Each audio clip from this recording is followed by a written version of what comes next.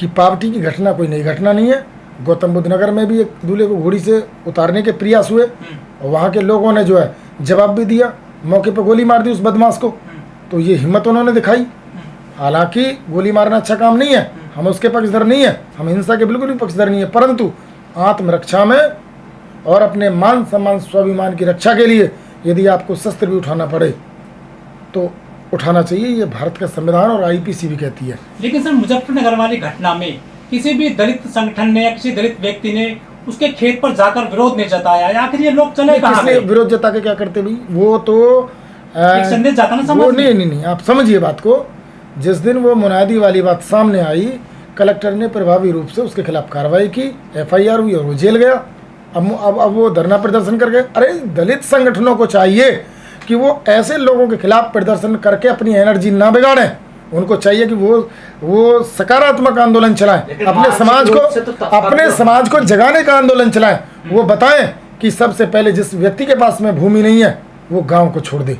वो उसे बताएं कि यहाँ तुम्हारे बच्चों के लिए अच्छे स्कूल नहीं है, तुम्हारा मान सम्मान स्वाभिमान और इज्जत सुरक्षित नहीं है, यहाँ तुम पैसे नहीं कमा सकते, इन गाँव को छोड़ो। क्योंकि बाबा साहब डॉक्टर अम्बेडकर ने भी ये बात कही कि भारत के गाँव बिजबिजाते हुए नाले हैं, दलित समाज के लोग इन्हें जितने जल्दी छोड़ देंगे उतना जल्दी इनका उद्धार हो जाएगा।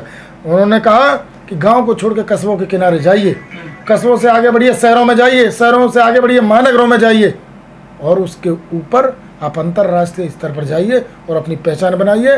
विकास करने के आपको मौके आगे जाके मिलेंगे, उन गाँव में नहीं मिलेंगे। सर, कुछ लोग ये भी कह रहे हैं कि जब से बहुजनों की सरकार गई है यूपी से या अन्य राज्यों से, इन पे अत्याचार की बहुत घटनाएं बढ़ रही हैं। ये तो भाई आप सरकार में हो तो आप शासक हो, सत्ता आपके अनुसार काम करेगी, तो निश्चित ही है कि सत्ता जिन लोगों की होती है उनको उसका लाभ मिलता है। ये बात भी ठीक है। तो यदि बसपा की सरकार यूपी में होती तो लगता है कि ऐसी घटना नहीं होती जो हो रही है। देखिए, बहुजन समाज पार्टी की सत्ता में त्यागी भी मिनिस्टर होता है, ठाकुर भी मिनिस्टर होता है, पंडित भी मिनिस्टर होता है, मुस्लिम मिनिस्टर होते हैं, सभी लोग होते हैं और भाईचारे के साथ रह भी रहे होते हैं, लेकिन घटनाएं फिर भी होती हैं। ऐसा नहीं है कि बीएसपी की सरकार है तो कोई घटना नहीं होगी। घटना घटने के पीछे लोगों की मानसिकता है, परंतु वो मानसिकता जब सत्ता का समर्थन मिल जाता है तो वो और ज़्यादा आक्रामक और आक्रांत हो जाती है। बीएसपी की सरकार में उनको पता है कि प्रभावी कार्रवाई होगी। तो योगी सर कार्रवाई कर रही है, योगी जी बुलडोजर चला देते हैं और घर पे नहीं, वो अपने फायदे और नफ़े नुकसान, राजनीतिक नफ़े नुकसान के हिसाब से बुलडोजर चल रहे हैं।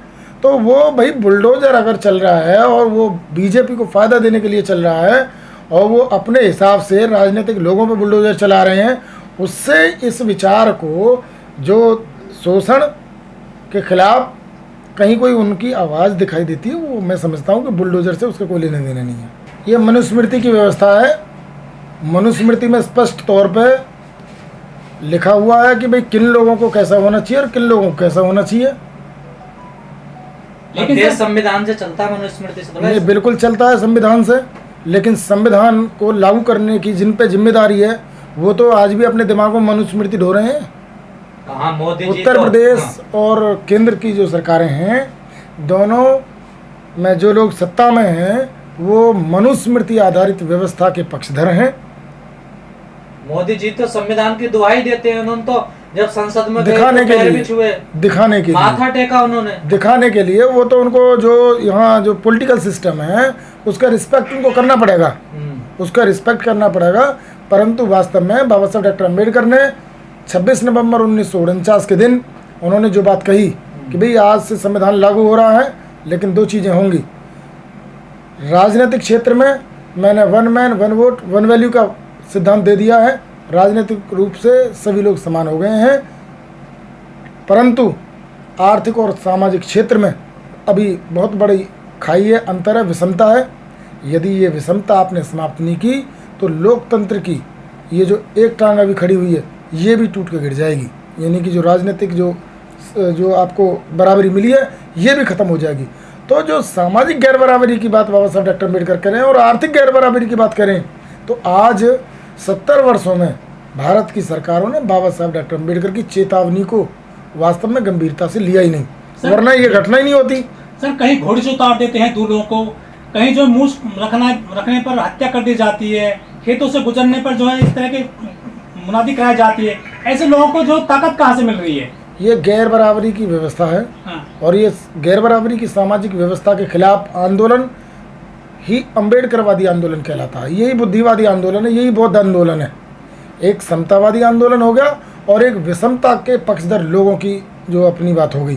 तो आज भले ही भारत में भारतीय संविधान का शासन है, परंतु अप्रत्यक्ष रूप से मनुवादी ताकतें ज़्यादा ताकतवर हो गई हैं, उनको सत्ता से शक्ति मिल गई है, और उस शक्ति का कहीं ना कहीं वो प्रत्यक्ष रूप में भी इस्तेमाल कर देते। जैसे पावटी गांव में हुआ है, उन्होंने जो अपना वीडियो वायरल कर दी मुनादी करते हुए, अब संविधान की शक्ति ने काम कर दिया, क्योंकि जब तक वो अप्रत्यक्ष काम करते हैं तो वहाँ संविधान उनको नहीं पकड़ सकता, वहाँ जो है आईपीसी लागू नहीं हो सकती।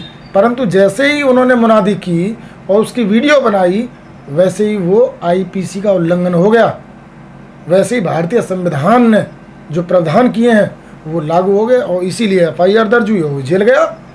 ये अंतर है दोनों में। ऐसे लोग जो है डरते क्यों नहीं कानून से? नहीं, क्यों डरेंगे भाई? वो जब सत्ता उनकी है, इंस्पेक्टर उनका बैठा है, एसडीएम उनका है, कलेक्टर उनका है, उनका हुक्मरान प्रधानमंत्री उनका बैठा है, मुख्यमंत्री उनके बैठे, क्यों डरेंगे भाई? वो किससे डरेंगे? डर होता है शासन की शक्ति का, वही सर्वोच्च शक्ति होती है। बाबा साहब ने भी कहा था जो गांव है ना वो जातिवाद की नर्सरी है, बिल्कुल। हमारे लोगों वहां से निकल जाना चाहिए, जो भूमिहीन लोग हैं। बिल्कुल, बाबा साहब डॉक्टर अम्बेडकर जी ने ये बात स्पष्ट तौर पर कही, और उन्होंने ये भी कहा कि पहले नंबर तो इस देश के वंचित लोगों को, दलित लोगों को, इनको हिंदू धर्म को ठोकर मार देनी चाहिए। पहली बात तो उन्होंने ये भी बोली, क्योंकि ये जो है, जो ये धर्म ही लोगों को नफरत करना सिखाता है, लोगों को लोगों के खिलाफ भड़काता है, एक समाज को वो जूती की नोक पर रखना चाहता है, उनके जो स्वतंत्रता के जो उनके अधिकार है, जो मानवीय अधिकार हैं, उनको भी वो गवर्न कर जाना चाहता है। तो ऐसा धर्म मेरी बुद्धि को नहीं जचता, और मैं इसे जो है बिल्कुल ठोकर मारता हूँ। 14 अक्टूबर 1956 को उन्होंने बौद्ध धर्म की दीक्षा ली और करोड़ों दलितों को इस व्यवस्था से मुक्ति का मार्ग प्रशस्त किया। तो भाई बाबा साहब डॉक्टर अम्बेडकर की बातें ना मानना भी कहीं ना कहीं इस समाज के लिए एक ये बात रही है कि आज उनको ठोकरें खानी पड़ रही हैं।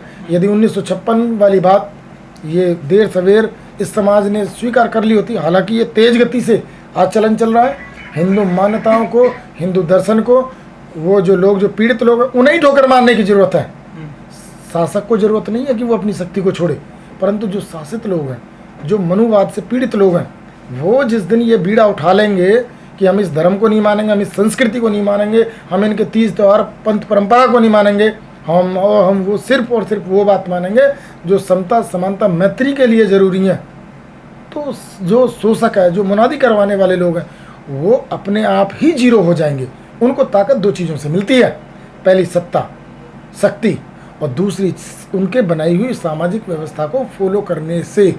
भाई मंदिरों में चढ़ावा उन्हीं को जा रहा है ना, और जो भी चीज़ें हो रही हैं धार्मिक रूप से, चाहे वो यात्राएं हैं, चाहे जलसे हैं, चाहे जुलूस हैं, पॉलिटिकल पावर, उनसे जो पॉलिटिकल पावर जनरेट होती है वो भी उन्हीं को मिलती है। तो इसलिए मैं तो ये समझता हूँ